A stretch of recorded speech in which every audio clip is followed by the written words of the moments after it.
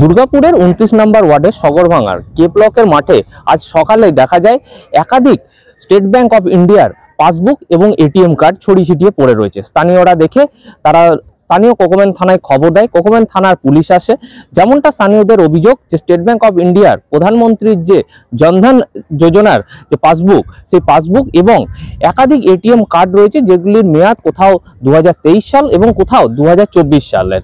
কিন্তু প্রশ্ন উঠছে এখানে যে স্টেট ব্যাংক অফ ইন্ডিয়ার মতো একটি বিশ্বস্ত ব্যাংক, তাদের বই এবং এটিএম কার্ড কিভাবে এইভাবে মাঠের রাস্তায় ছড়িয়ে ছিটিয়ে পড়ে রয়েছে? কারাই বা এই ঘটনা ঘটালো? কিছু ব্যাংকের অ্যাকাউন্টের বই এবং কিছু এটিএম কার্ড পড়ে আছে এই রাস্তার ধারে। আমরা এই রাস্তায় চলাচল করতে করতে দেখতে পাচ্ছি, কিন্তু কেন এগুলো পড়ে আছে বা কারাই বা ফেলেছে এটা আমরা ঠিক বলতে পারছি না। তবে আমরা আশা করি প্রশাসন যাতে এই তথ্যগুলো বার করে এবং এই তথ্যগুলো বার করে দেখে কেন এই এটিএম বা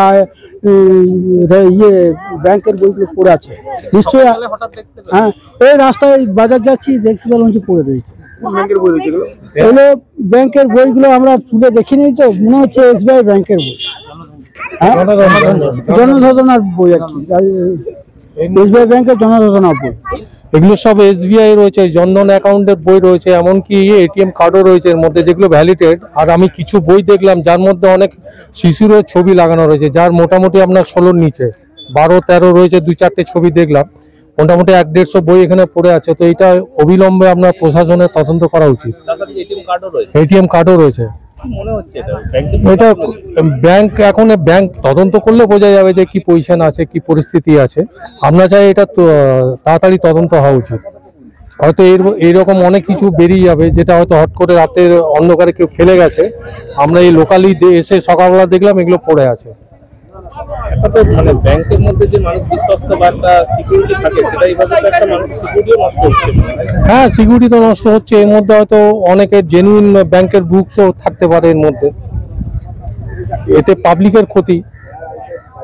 ইতিমধ্যে পুলিশ এসে সেই সমস্ত পাসবুক এবং এটিএম উদ্ধার করেছে, তদন্ত শুরু করেছে। যদিও এই নিয়ে রাজনৈতিক চর্চা শুরু হয়েছে। বিজেপির তরফে অভিযোগ করা হচ্ছে এই রাজ্যে যেভাবে একের পর এক দুর্নীতি হচ্ছে, এই পাসবুকগুলোর মাধ্যমে কোথাও দুর্নীতির টাকা রোটেশন করানো হয়েছে কিনা তা নিয়েও কিন্তু প্রশ্ন তুলছেন বিজেপি নেতা চন্দ্রশেখর বন্দ্যোপাধ্যায়। অনেক ক্লে ব্লকের স্থানীয় বাসিন্দারা দেখাচ্ছেন, আমাদের কাছে অভিযোগ করছেন যে ভারতবর্ষের প্রধানমন্ত্রীর যে জনধন যোজনার অ্যাকাউন্ট এসবিআই ব্যাংকে ওপেন করা হয়েছে, তার প্রায় 100খানেক পাসবই, 100খানেক এটিএম এখানে মাঠের সামনে পড়ে। স্বাভাবিকভাবে আমাদের প্রশ্ন আসছে, সাধারণ মানুষের স্বার্থে ভারতবর্ষের কেন্দ্রীয় সরকার যে অ্যাকাউন্টগুলো খুলিয়ে সাধারণ মানুষকে নাগরিক পরিষেবা দেওয়ার জন্য যে অ্যাকাউন্ট খোলা হয়েছে, সেই অ্যাকাউন্টের পাসবই এবং এটিএম কার্ড এখানে যদি একটা উন্মুক্ত মাঠের মধ্যে পড়ে থাকে, তাহলে স্বাভাবিক ক্রমেই সেই মানুষগুলোর কাছে হয় কার্ড এবং পাসবই পৌঁছে দেওয়া হয়নি। এবং আমাদের অন্যত্র চিন্তা ভাবনা হচ্ছে, কারণ এই বাংলায় এখানে যেভাবে একের পর এক দুর্নীতি ধরা পড়ছে, সন্দেহ হচ্ছে এই জনধন অ্যাকাউন্টগুলোকে ম্যানেজ করে বিভিন্নভাবে দুর্নীতির টাকা সেগুলোকে বদল করার চেষ্টা হচ্ছে কিনা সেটাও খতিয়ে দেখার অনুরোধ আমরা প্রশাসনকে রাখছি। যদিও এই সবের মধ্যে কোনো রাজনীতি দেখছেন না শাসক দল।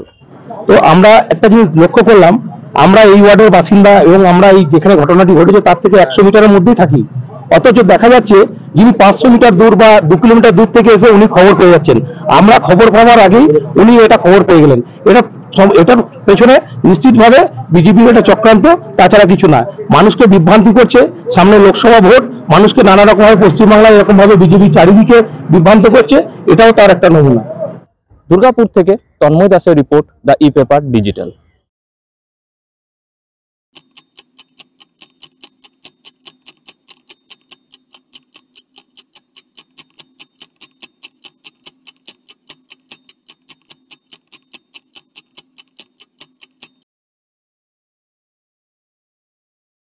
DSMS, a premier management college in Durgapur. Admission open for hotel management, hospital management, tourism management, BBA, BCA and nursing. Excellent training and placement assistance.